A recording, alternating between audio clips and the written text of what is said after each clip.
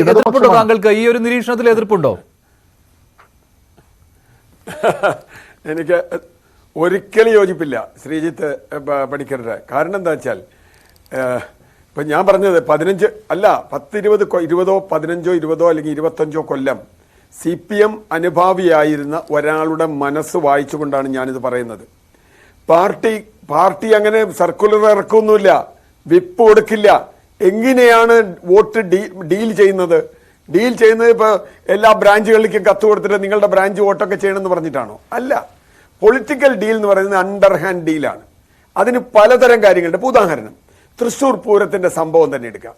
തൃശ്ശൂർ പൂരത്തിൻ്റെ സംഭവത്തിൽ കേരള ഗവൺമെന്റിന് വലിയ തോതിലുള്ള ഒരു പ്രശ്നം പോലീസിന്റെ ഭാഗത്ത് നിന്ന് അവിടെ ഉണ്ടായിട്ടുണ്ട്. ആ പ്രശ്നം ഉണ്ടാക്കുകയും ആ പ്രശ്നം പരിഹരിക്കാൻ സുരേഷ് ഗോപി രംഗത്ത് വരികയും ചെയ്യുന്ന ഒരു ഡ്രാമ സീൻ, അതൊരു ഡ്രാമയാണെങ്കിലും അത് കേരളത്തിലെ LDF നേതൃത്വം, ഞാനാണെന്നല്ല പറയുന്നത്, അങ്ങനെ ചെയ്യാലോ.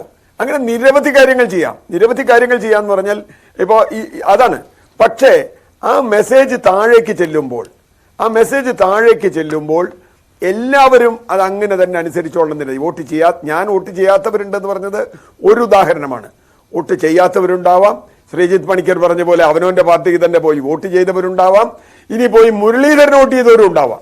എന്നാൽ BJP എങ്ങനെയാണ് തോൽക്കട്ടെ എൻ്റെ പാർട്ടി ചെയ്യുകയാണെങ്കിൽ, അങ്ങനെ അതൊരു രാഷ്ട്രീയമാണ്. ഒരു CPM കാരൻ്റെ ഉള്ളിലുണ്ടാകുന്ന ഒരു രാഷ്ട്രീയമാണ്. അങ്ങനെ BJP ഇവിടെ ജയിക്കണ്ട എന്ന് ഒരു CPM രാഷ്ട്രീയക്കാരന് തീരുമാനിക്കാം. അപ്പോൾ 3 ഓപ്ഷനും ഉണ്ട്. ഞാൻ പറഞ്ഞത് ഒരാൾ പോയില്ല എങ്കിൽ, ഒരു CPM കാരൻ പോയില്ല എങ്കിൽ അയാൾ എത്രത്തോളം നിരാശനാണ് എന്നതിൻ്റെ ലക്ഷണമായിട്ടാണ് പറഞ്ഞത്. അത് ക്രോസ് വോട്ടിങ്ങിൻ്റെ ലക്ഷണമല്ല. ക്രോസ് വോട്ടിംഗ് രണ്ടാമത്തെ വിഷയമാണ്. ക്രോസ് വോട്ടിംഗ് ഇപ്പോഴും ഞാൻ പറയുന്നു, ഒരിക്കലും പാർട്ടി വിപ്പ് കൊടുത്ത് പാർലമെന്റിലോ അസംബ്ലിയിലോ നിങ്ങൾ ഇന്ന പ്രമേയത്തിന് അനുകൂലമായി വോട്ട് ചെയ്യണം എന്ന് പറയുന്നത് പോലെ അല്ല. അത് നമ്മളെന്താ അറിയാത്തവരാ. പക്ഷെ അത് വിജയകരമായി എത്രയോ തവണ നടപ്പാക്കി കാണിച്ചിട്ടുള്ളതാണ്. ഇപ്പോൾ തിരുവനന്തപുരത്ത് തന്നെ 2014 O രാജഗോപാലിന്റെ തോൽവിയിലേക്ക് എന്റെ പോയിന്റ് എന്താ വെച്ചാൽ അവിടെയാണ് ഞാൻ പറഞ്ഞത്. അതെങ്ങനെയാണ് പാർട്ടി ആളുകൾക്ക് വിപ്പ് കൊടുത്തിട്ടല്ല, അതൊരു പ്രത്യേക മെസ്സേജാണ്. ഇപ്പോൾ തിരുവനന്തപുരത്തെ കുറിച്ച് മിക്കവാറും പറയുന്ന ഒരു കാര്യം, ഒരു 3 മണി വോട്ടിംഗ് എന്ന് പറഞ്ഞ ഒരു പ്രതിഭാസത്തെക്കുറിച്ച് പലരും പറയാറുണ്ട്. മത്സ്യത്തൊഴിലാളികൾ 3 മണി കഴിഞ്ഞിട്ടാണ് സാധാരണ വരുന്നത്, അവരുടെ പണി കഴിഞ്ഞിട്ട് വരുന്നവരാണ്. അതുകൊണ്ട് മത്സ്യത്തൊഴിലാളികളെ സംബന്ധിച്ചിടത്തോളം അവർക്ക് 3 മണിക്ക് വന്നു എന്നുള്ളത് അത് എല്ലാ തവണയും അവർ വൈകി തന്നെ വരിക. അപ്പോൾ തിരുവനന്തപുരത്ത് ആര് മത്സരിച്ചാലും പ്രശ്നം അതല്ല. തീർച്ചയായും ഞാൻ പറയുന്നു പല സ്ഥലത്തും നടക്കും. ഞാൻ എൻ്റെ മണ്ഡലത്തിൽ, ഞാൻ CPM കാരനാണെങ്കിൽ എൻ്റെ മണ്ഡലത്തിൽ ഇപ്പോൾ UDF-ഉം BJP-യും തമ്മിലാണ് മത്സരമെങ്കിൽ ഞാൻ CPM-നല്ല വോട്ട് ചെയ്യുക, ഞാൻ UDF-നാണ് വോട്ട് ചെയ്യുക. കാരണം എനിക്ക് BJP ജയിച്ചുകൂടാ. അതുണ്ട്, അത് തിരിച്ചുണ്ടാവാം. അത് ക്രോസ് വോട്ടിംഗ് അല്ല, അത് പൊളിറ്റിക്കൽ വോട്ടിംഗ്. ഇപ്പോൾ ആ ട്രെൻഡ് മാറി എന്നാണ്, ഈ തെരഞ്ഞെടുപ്പിൽ ആ ട്രെൻഡ് മാറി എന്നുള്ളതാണ് ഇപ്പോൾ മുരളീധരന്റെ പോലും ആക്ഷേപം. ഇപ്പോൾ BJP-യെ തോൽപ്പിക്കാൻ വേണ്ടി BJP ഒരിക്കലും ജയിക്കരുത് എന്നുള്ള UDF LDF-നും LDF UDF-നും ജയിപ്പിക്കുന്നതിന് വേണ്ടി CPM ചെയ്തു കൊടുക്കുന്നു എന്നുള്ളതാണ്. അങ്ങനെയല്ല മഞ്ജുഷേ, ഞാൻ പറഞ്ഞ 2 കാര്യമാണ്, 2 വ്യത്യാസമുണ്ട്.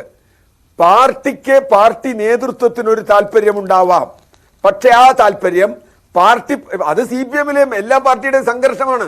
പ്രത്യേകിച്ച് CPM-ൽ ഇപ്പൊ ആ സംഘർഷം നടക്കുന്നുണ്ട്. നമ്മൾ ഇല്ല എന്ന് പറഞ്ഞിട്ട് കാര്യമില്ല. പല മണ്ഡലങ്ങളിലും തെരഞ്ഞെടുപ്പ് ഫലം വരുമ്പോൾ നമുക്ക് കാണാം. എന്താ കാര്യം? പാർട്ടി നേതൃത്വത്തിന്റെ നിലപാടിനോട് എനിക്ക് വിയോജിപ്പുണ്ട്.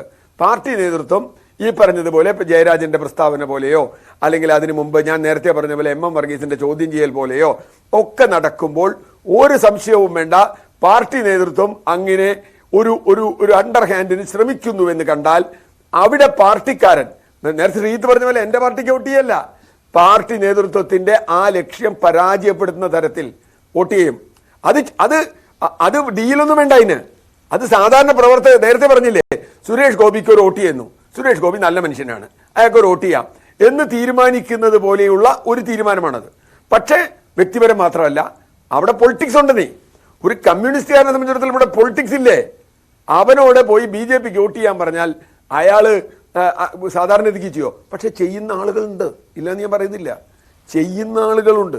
പൊളിറ്റിക്കലി നിങ്ങളൊരു തീരുമാനം കൊണ്ട് ചെയ്യുന്നതും നേരെ മറിച്ച് പാർട്ടി പറഞ്ഞ് അത് ഉള്ളത് തന്നെയാണ് ശ്രീ സി ആർ നീലകണ്ഠൻ. താങ്കൾക്കും അറിയാവുന്നതാണല്ലോ 3 മണി വോട്ട് എന്ന് പറയുന്നത് വൈകി വരുന്ന തൊഴിലാളികൾ വോട്ട് ചെയ്യുന്നത് മാത്രമല്ല, അത് പാർട്ടി നിർദ്ദേശം അനുസരിച്ച് കാത്തിരുന്ന് ചെയ്യുന്ന കാര്യമാണ്. ഒരു പ്രതിഭാസമാണ്. അതെ, അതുവരെയുള്ള ട്രെൻഡ് മനസ്സിലാക്കി തന്നെ ചെയ്യുന്നതാണ്. അത് കൂടുതലും LDF ആണ് നടപ്പാക്കുന്നത്, നമുക്കറിയാവുന്ന കാര്യമാണല്ലോ. അതിൽ നിന്ന് വ്യത്യസ്തമായി തൃശ്ശൂരിൽ ഈ പ്രതിഭാസം സംഭവിച്ചു എന്നാണ് മുരളീധരൻ പറയുന്നത്. നമുക്ക് മുരളീധരന്റെ വാക്കുകളെ ഇപ്പോൾ നമുക്ക് ചർച്ച ചെയ്യാൻ പറ്റുകയുള്ളൂ. ശ്രീ N. ശ്രീകുമാർ,